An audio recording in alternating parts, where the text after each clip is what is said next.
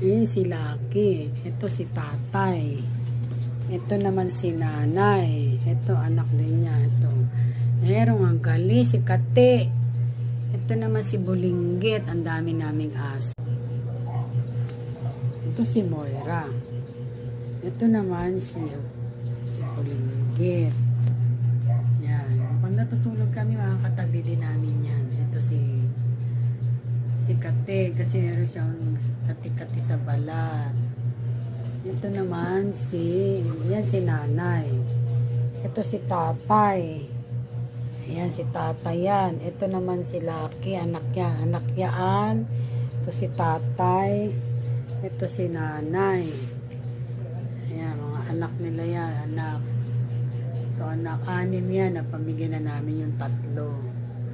Kasi kung lahat sila nandito, sobrang dami na.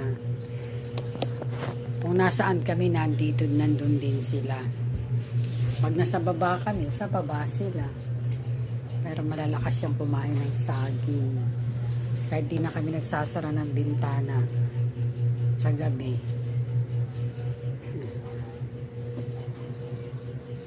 Ang daming aso. Nakasara naman kaya lang din screen lang.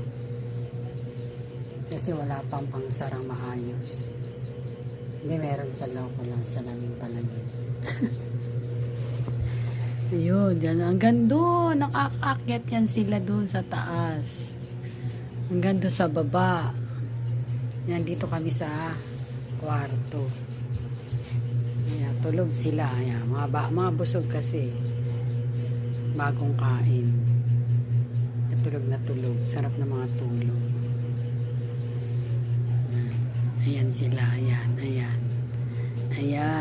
sila. Ayan. Sarap ng pikit. Sarap na mga tulog. Mga alaga namin. Hanggang doon yan sa baba. Nakakababayan sila. Mga basahan namin puno ng ihi. Laging lampaso, laba, sira-sira na. Kasi kiniihian nila palagi. Kawawa. Hirap paglaba, pero okay lang.